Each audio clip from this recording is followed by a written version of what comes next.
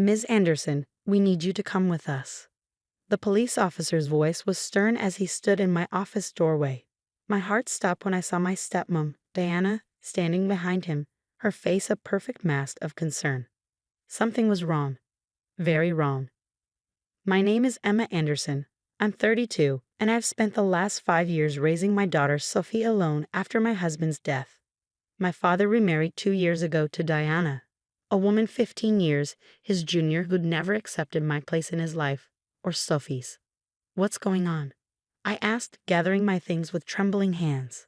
The officer's next words made my blood run cold. We found concerning evidence at your residence. Blood spatter, weapons, and signs of violence. Your stepmother here reported suspicious activity after dropping by to check on Sophie. Sophie, my 7-year-old daughter who was supposed to be at school. Where's my daughter? I demanded, my voice sharp with fear.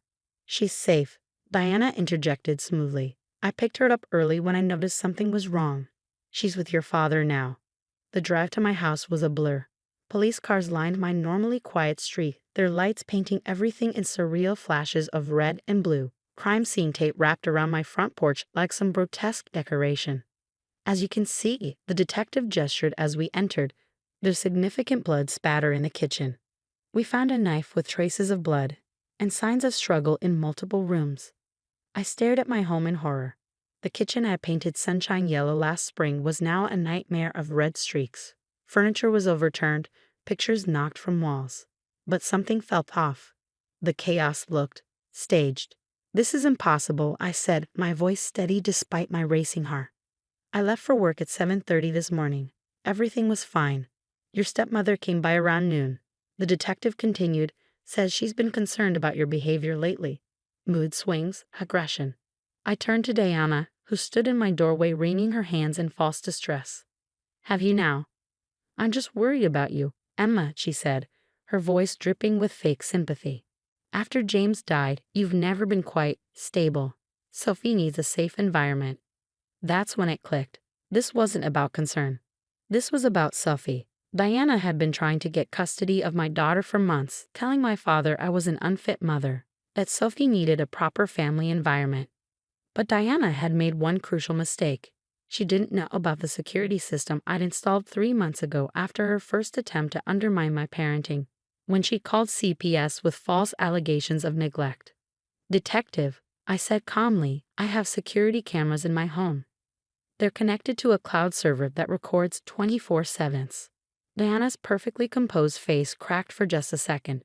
The detective's eyebrows rose. Why didn't you mention this before? You didn't ask, I replied, pulling out my phone. And I wanted to see exactly what I was being accused of first. My hands were steady as I logged into the security app. Diana took a step forward, her mask slipping further. Those cameras, when did you? After the CPS visit, I said, not looking up. You remember that, don't you, Diana? When you told them I was leaving Sophie alone for days. Funny how the investigation found no evidence of neglect. The detective moved closer as I pulled up today's footage. There it was, Diana entering my house at 11:43 a.m. with a large bag. The next hour showed her methodically staging a crime scene, spilling what looked like fake blood, overturning furniture, planting a knife from her bag. I think the detective said slowly, we need to have a different kind of conversation. Diana's face had lost all color. That's not. I was just checking on. Checking on what? I asked, my voice ice cold. Checking to see if you could frame me for violence, take my daughter, destroy my life. More officers entered the kitchen as the detective continued watching the footage. Diana started backing toward the door, but 2 officers blocked her path. Mrs. Peterson, the detective said, using Diana's surname, I suggest you remain right here while we sort this out. I stood in my ruined kitchen, watching as Diana's perfect plan crumbled around her. She thought she could steal my daughter, convince everyone I was unstable. Instead, she walked right into her own trap. I want to see my daughter, I said to the detective. Now. He nodded, already on his radio requesting another officer to bring Sophie from my father's house. Diana stood silent now, her schemes exposed, as officers documented the false crime scene she created. The nightmare wasn't over, I knew that. But as I waited for Sophie, watching Diana being read her rights, I felt a grim satisfaction.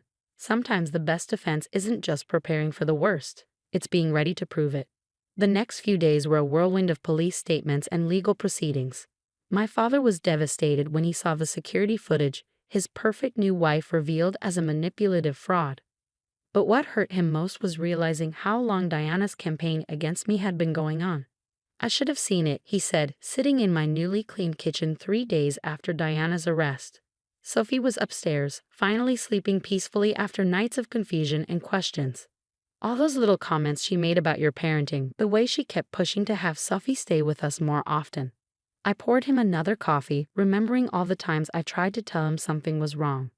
You saw what she wanted you to see, Dad. That's what people like Diana do. The police investigation uncovered more than just the staged crime scene. Diana's phone contained months of detailed plans, consultations with shady lawyers about custody battles, research on how to make someone appear mentally unstable, even conversations with a private investigator she'd hired to follow me. But what really shocked everyone was what they found in her personal email. Diana had done this before. In her previous marriage, she'd manipulated her way into custody of her ex-husband's children, only to give them up to foster care once she had control. It was all about power for her, about winning at any cost. Mrs. Anderson. Detective Martinez said during our follow-up interview, "You should know that your stepmother's looking at serious charges. Breaking and entering, filing false police reports, attempted kidnapping through deception. The DA is particularly interested in her history of similar behavior." I nodded, thinking of Sophie. What happens now? She's being held without bail. Your father's filed for divorce, and there's a restraining order in place protecting both you and your daughter. It should have felt like victory, but all I felt was tired. The kind of bone-deep exhaustion that comes from knowing someone had plotted to tear your family apart. Sophie was struggling to understand it all. How do you explain to a 7-year-old that the woman who bought her ice cream and called her princess had tried to take her away from her mother? But why did Grandma Diana do it? She asked one night as I tucked her into bed. Did I do something wrong? No, sweetheart. I pulled her close, breathing in the familiar scent of her strawberry shampoo. Diana. She's sick in a way that makes her hurt people. None of this was your fault. My father threw himself into making amends. He started coming over more often, really spending time with Sophie, not just dropping by with gifts like Diana had encouraged. He even started attending therapy to understand how he'd been so blind to Diana's manipulation. One evening, as we watched Sophie showing him her science project, he turned to me with tears in his eyes. I almost lost you both because I couldn't see what was right in front of me. But you didn't lose us, I said softly. We're still here. The preliminary hearing was set for next month, but Diana's lawyer was already pushing for a plea deal. The evidence was too overwhelming, the pattern too clear to fight. My own lawyer, Sarah, was adamant we push for the maximum penalties. She tried to destroy your life, she said during our preparation meeting. She would have taken your daughter, painted you as violent and unstable. We need to make sure she can't do this to anyone else. I agreed, but part of me just wanted it all to be over. To focus on healing my family, on helping Sophie feel safe again. The security cameras that had saved us stayed up, though now they were less about protection and more about peace of mind. Sometimes at night, I'd watch Sophie sleeping on the monitor, grateful for the instincts that had told me to install them. You know what the craziest part is? I said to my dad one evening, after Sophie had gone to bed. If Diana had just been kind, been a real grandmother to Sophie, she could have been part of our family. Instead, she tried to steal it. He nodded, looking older than his years. Power corrupts, he said quietly, and Diana. She was all about power from the start. I just couldn't see it through her act. As we sat there in my kitchen, the same kitchen where Diana had staged her grotesque scene, I realized something important. Sometimes the family you need to protect isn't just the one you're born with or the one you create. It's also the one that stands by you when others try to tear you down. The next steps wouldn't be easy. There would be court dates and testimonies, therapy sessions, and difficult conversations. But we would face it together, stronger for having survived Diana's attempts to break us apart. The cameras that had caught her crimes now showed something different. A family healing, one day at a time. 6 months later, I sat in the courtroom, watching as Diana stood for sentencing.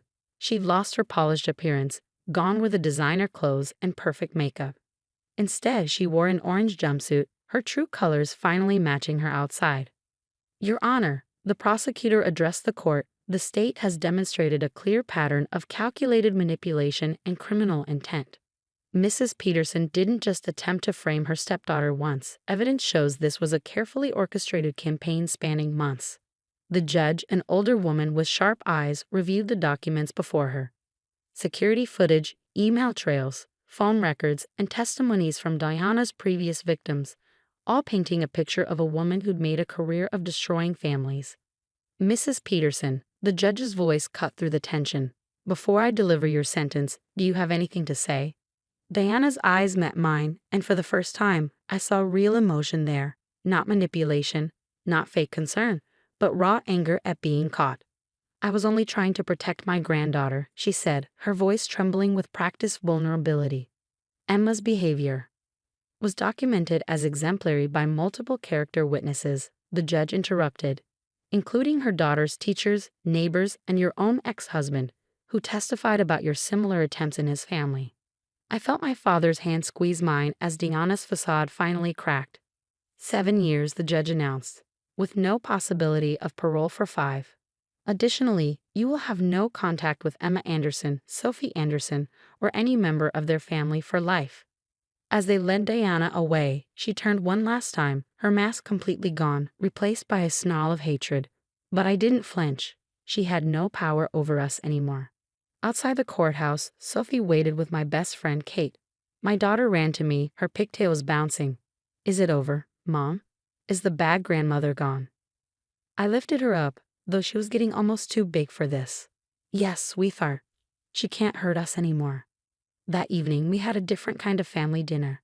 Dad, Sophie, Kate, and some neighbors who'd supported us through everything gathered in my backyard. The same house that had once been a crime scene was now filled with laughter and a smell of barbecue.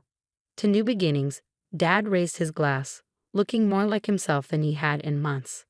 The therapy had helped him deal with his guilt and betrayal, and our relationship was stronger than ever. Sophie had bounced back with the resilience of childhood, though she still sometimes asked questions about Diana. We'd found a wonderful child therapist who helped her process everything in age-appropriate ways. You know, Kate said, helping me with dishes later, you should write this down someday. Help other people spot the warning signs. I nodded, thinking of all the red flags I'd noticed but initially dismissed. The way Diana had tried to isolate Sophie from my friends, how she'd subtly undermined my parenting decisions, her constant offers to help that really meant taking control. The security cameras still monitored our house, but now they captured happier moments. Sophie practicing cartwheels in the living room, Dad teaching her to bake cookies, our new puppy Max chasing his tail in the kitchen. 1 year to the day after Diana's arrest, I received a letter from another of her previous victims, a father who'd lost custody of his kids years ago. He'd seen our case in the news and managed to reconnect with his children, now teenagers. They were working on rebuilding their relationship. You didn't just stop her, he wrote. You gave other families hope. Looking at Sophie doing homework at the kitchen table, safe and happy, I realized that's what this whole ordeal had taught us. The importance of protecting not just our physical safety, but the bonds that make a family strong. The cameras that had saved us were still there, but they become something different. A reminder that sometimes the best defense is simply being prepared to show the truth. Dad joined us for dinner most nights now, and Sophie had started calling our Tuesday family game nights the best tradition ever. We were healing, growing, and learning to trust again. Mom, Sophie asked one night as I tucked her in, are we going to be okay now? I smiled, smoothing her hair back. We already are, sweetheart, we already are. The security monitor on my bedside table showed an empty, peaceful house. No staged crime scenes, no manipulation, no fear, just a family that had faced darkness and emerged stronger. Diana's attempt to destroy us had failed. Instead, she taught us an invaluable lesson about family, truth, and the power of being prepared. Sometimes the families that survive the storm are the ones that become unbreakable. And as I turned out the lights that night, I knew that our story wasn't just about survival. It was about triumph. We hadn't just overcome Diana's schemes. We built something stronger in their wake. A family bound not by blood or marriage, but by love, trust, and the wisdom to protect what matters most.